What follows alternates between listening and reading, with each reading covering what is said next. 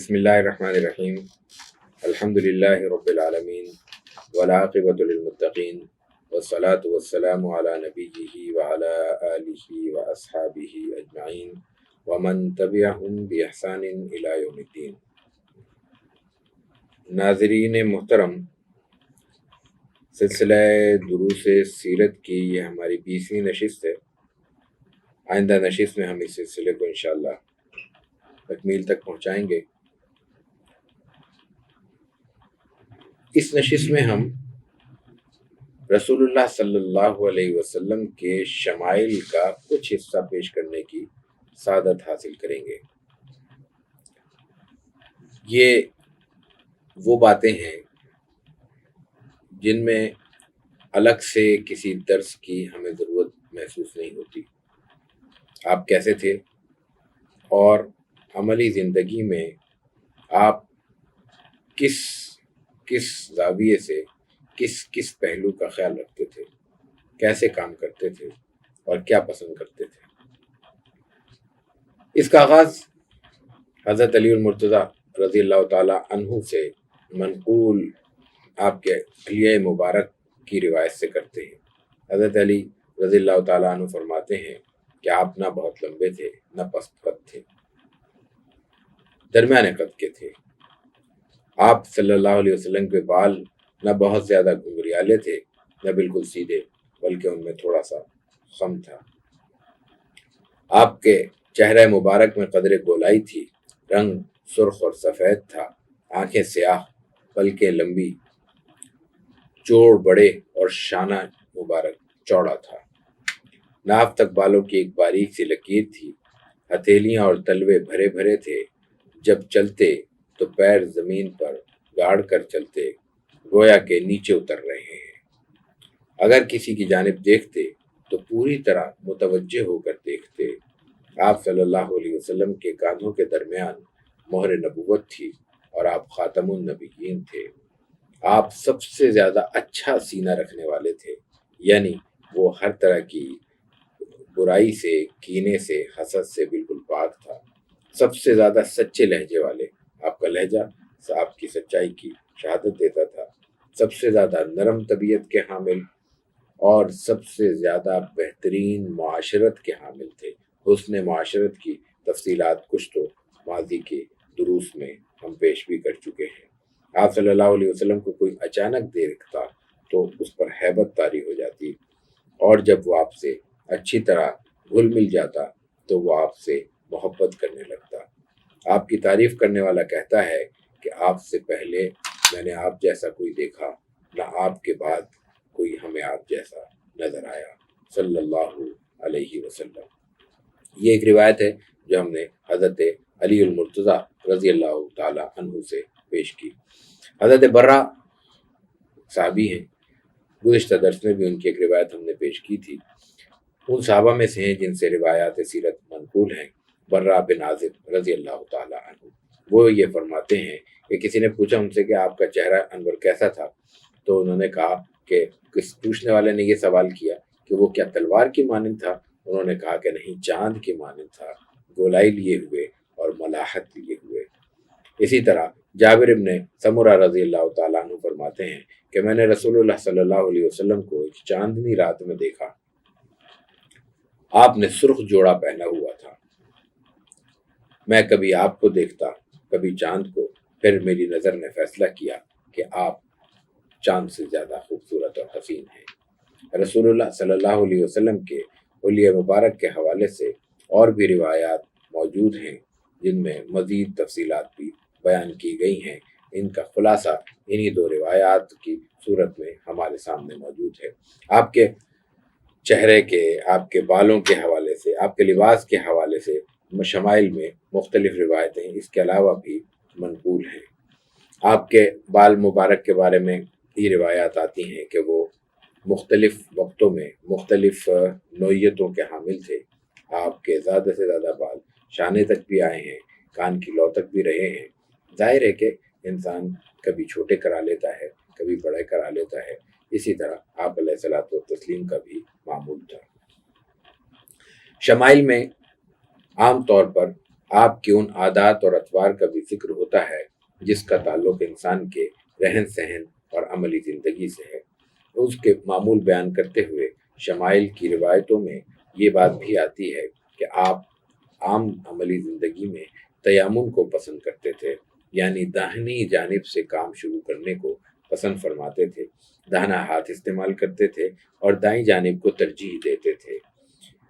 اسی طرح کوئی بھی کام شروع کرنے سے پہلے آپ بسم اللہ کو التزام کے ساتھ پڑھا کرتے تھے، بسم اللہ پڑھ کر کام شروع کیا کرتے تھے۔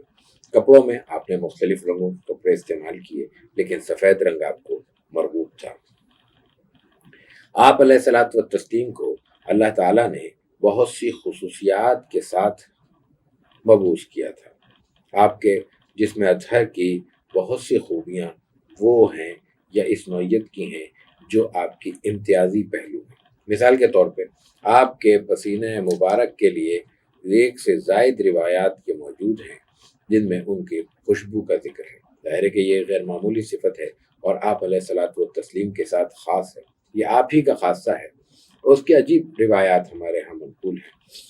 اسی طرح آپ کے جسم اطہر کی خوشبو کا معاملہ ہے۔ آپ خوشبو پسند کرتے تھے، ہر صاحب فطرت آدمی، ہر صاحب ذوق سلیم خوشبو پسند کرتا ہے، اور جس قدر جس کا ذوق بلند ہوتا ہے اس کی خوشبو کی پسند بھی اسی قدر بلند ہوتی ہے۔ لیکن آپ علیہ الصلوۃ والتسلیم کے جسم اطہر سے قدرتی طور پر ایک خوشبو وابستہ تھی۔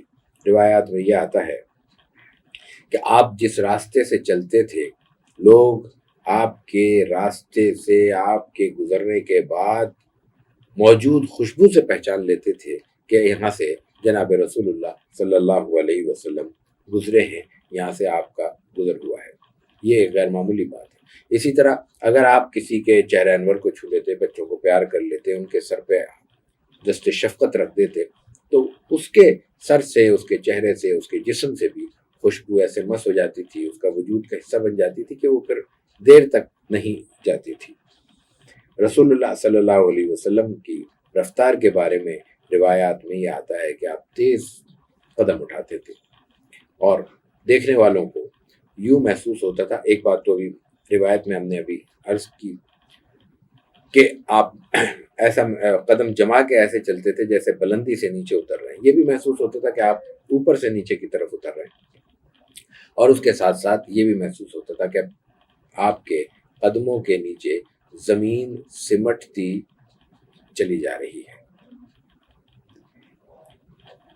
آپ علیہ الصلوۃ والتسلیم کے زندگی میں اور آپ کے معمول میں ایک چیز بڑی نمایاں نظر آتی ہے، وہ ہے عمل میں مداومت۔ اگر کوئی کام آپ ایک بار شروع کرتے تو پھر وہ تسلسل سے کیا کرتے تھے، اور یہی تلقین آپ نے فرمائی۔ آپ نے ایک جانب تو کوالٹی کی طرف توجہ دی کہ جو کام بھی کیا جائے وہ معیاری ہو، اچھا ہو، بڑا ہو، اہم ہو، لیکن سلیقے سے ہو، اور دوسرا یہ کہ تسلسل کے ساتھ ہو۔ انسانی مزاج خاص طور سے عبادات کے معاملے میں یہ ہے کہ جب اس کے جذبات برانگیختہ ہوتے ہیں تو وہ بہت ہی زیادہ اپنے آپ کو عبادت میں کھپا دیتا ہے، لیکن رفتہ رفتہ وہ جذبات پھر مزمحل اور سرد پڑنے لگتے ہیں۔ نتیجہ یہ ہوتا ہے کہ انسان پھر بعض اوقات ضروری اور فرض کے درجے میں بھی کوتاہی کرنے لگتا ہے۔ رسول اللہ صلی اللہ علیہ وسلم نے یہ بات پسند نہیں کی۔ آپ کا معمول بھی یہی تھا اور صحابہ کو تلقین بھی یہی تھی کہ ہر چیز میں ایک تو توازن برقرار رکھا جائے اور دوسرا مداومت کو پیش نظر رکھا جائے، اس قدر اپنے ذمہ لازم کیا جائے جس قدر کی پاسداری ممکن ہو سکے۔ ایک صحابی رسول نے آپ سے مختلف عبادات کے حوالے سے اجازت طلب کی، روزوں کے حوالے سے طلب کی، تہجد کے حوالے سے کہ میں رات کو کس حد تک کتنی دیر تک جاگوں۔ آپ نے کہا سونے کے لیے ہے رات، کچھ حصہ 2/3 حصہ سونے کے لیے اگر رکھ لیا جائے تو 1/3 عبادت کے لیے رکھ لیا جائے۔ اسی طرح روزے کا معاملہ یہ ہے کہ ہر مہینے میں 3 روزے رکھ لیے جائیں، یہ اس بات کے لیے کافی ہوں گے کہ انسان کو ساری زندگی اللہ تعالیٰ کے ہاں روزہ دار شمار کیا جائے، اس لیے کہ اس نے زندگی کا ایک معمول بنایا ہوا ہے اور تواتر کے ساتھ، پابندی کے ساتھ شروع سے آخر تک اس پر عمل پیرا رہا۔ انہوں نے ظاہر ہے کہ جوانی تھی، اس کو کم سمجھا، لیکن جب ایک وقت گزرا تو پھر وہ وقت یاد کرتے تھے اور حضرت صلی اللہ علیہ وسلم کے اس تلقین کو یاد کرتے تھے کہ اگر میں نے وہ بات قبول کر لی ہوتی تو نتیجہ یہ ہوتا کہ آج بھی میں اس پہ عمل پیرا ہوتا. آج کے بعد مزمل ہو رہے ہیں اور اب اس کی پابندی ممکن نہیں رہی.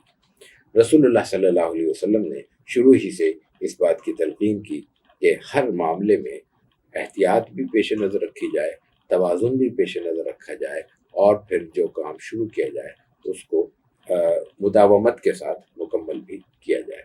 اسی طرح آپ علیہ الصلوۃ والتسلیم کے معمولات میں اور آپ کی طبیعت میں احتیاط کے ہی پہلو کے حوالے سے ایک روایت یہ بھی آتی ہے کہ آپ کھانے پہ بیٹھ کر کھانے کی برائی نہیں کیا کرتے تھے.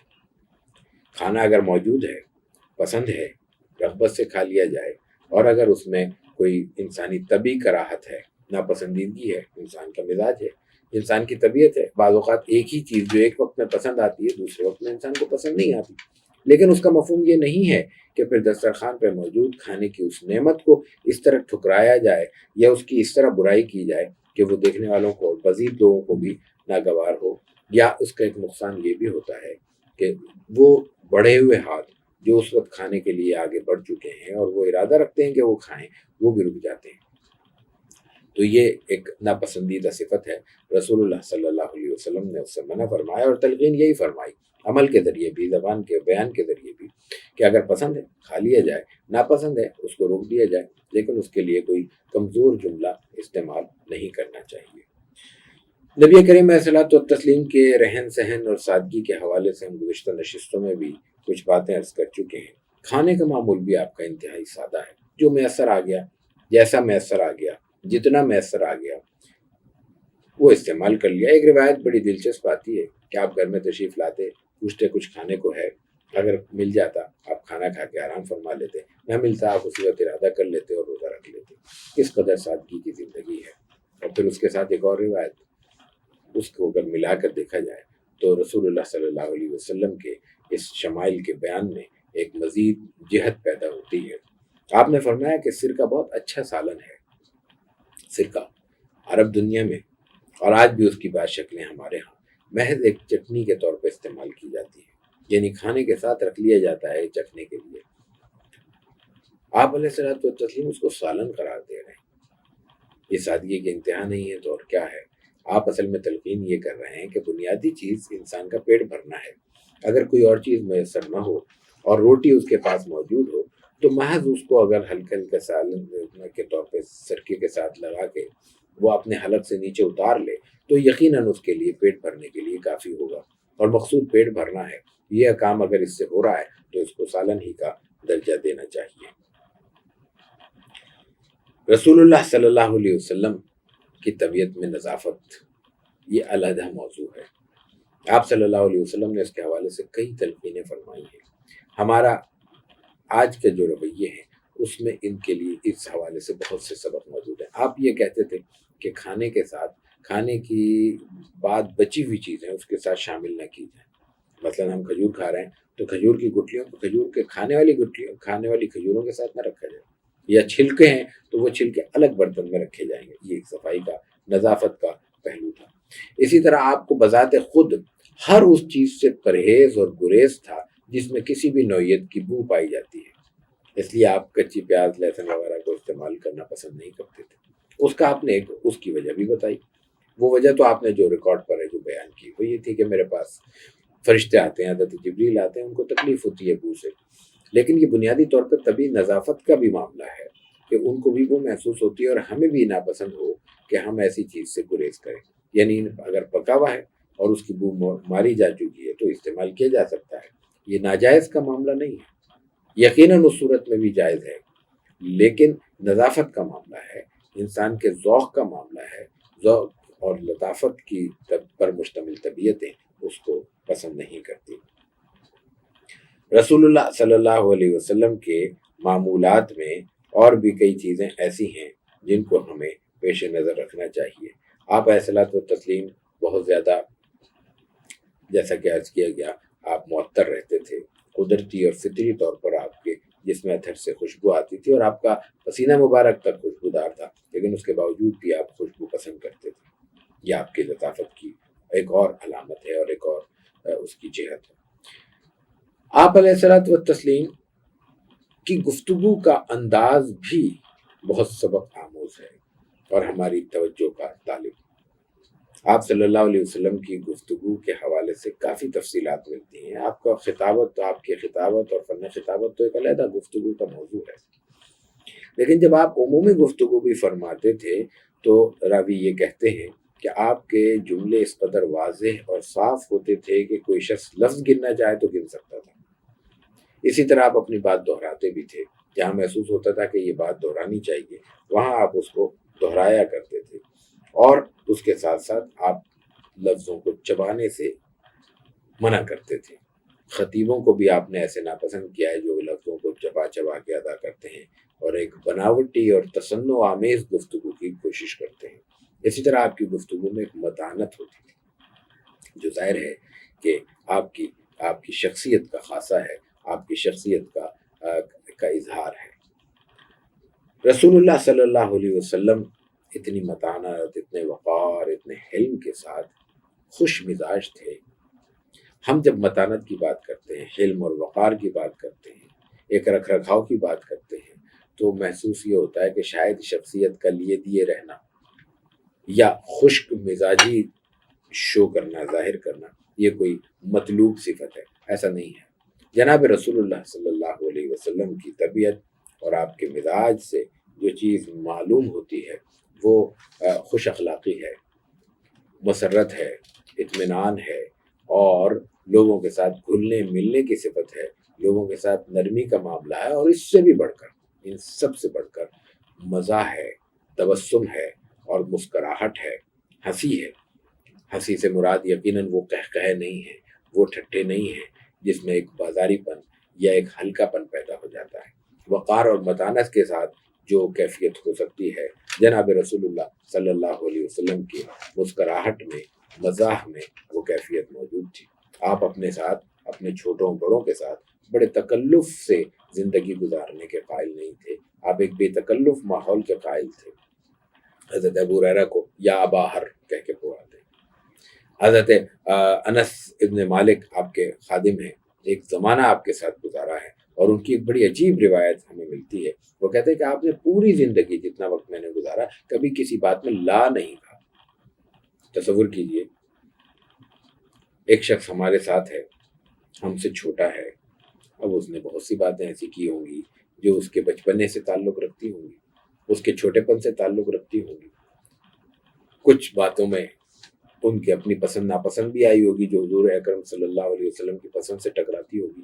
رسول اللہ صلی اللہ علیہ وسلم سب چیزیں اتنی اہتمام سے برداشت کرتے ہیں کہ اس اپنے خادم کو ایک بار بھی زندگی میں آپ نے نہ نہیں کیا، نہ نہیں فرمایا۔ یہی حضرت انس بن مالک کے بارے میں ایک روایت آتی ہے کہ رسول اللہ صلی اللہ علیہ وسلم نے ان کو ایک دن کہا، یا ذل اذنین، اے دو کانوں والے۔ ظاہر ہے کہ ہر شخص دو کانوں پر مشتمل ہے، ہر شخص کی شخصیت۔ یہ بچے کو خوش طبیعی کے ساتھ پکارنے کا ایک انداز تھا۔ جناب رسول اللہ صلی اللہ علیہ وسلم کے ذات سے ایسے بہت سے واقعات منقول ہیں جب آپ نے لوگوں کے ساتھ، بڑوں کے ساتھ، چھوٹوں کے ساتھ مزاح کا معاملہ فرمایا، خوش طبیعی کا اظہار کیا، اور ان کے ساتھ مسکرائے، ان کے ساتھ ہنسے، اور ان کے ساتھ خوش طبیعی کے ساتھ وقت گزارا۔ اسی طرح آپ علیہ الصلوۃ والتسلیم کی زندگی کوئی ایک آج کے تصورات کو سامنے رکھے کوئی خشک نوعیت کی زندگی نہیں تھی۔ آپ کے سامنے اشعار پڑھے جاتے، کچھ مصرے آپ نے بھی پڑھے ہیں، ایک آدھ مصرے کے بارے میں یہ بھی آتا ہے کہ آپ نے اس کے لیے پسندیدگی کا لفظ استعمال کیا، لیکن آپ اس سے زیادہ اشعار سننا پسند کرتے تھے، اور کئی مواقع پہ آپ نے اشعار سنے ہیں۔ اور یہ تو اشعار کا معاملہ ہے، حضرت حسان ابن ثابت رضی اللہ تعالیٰ عنہ کے لیے تو الگ سے منبر آپ نے متعین فرمایا تھا۔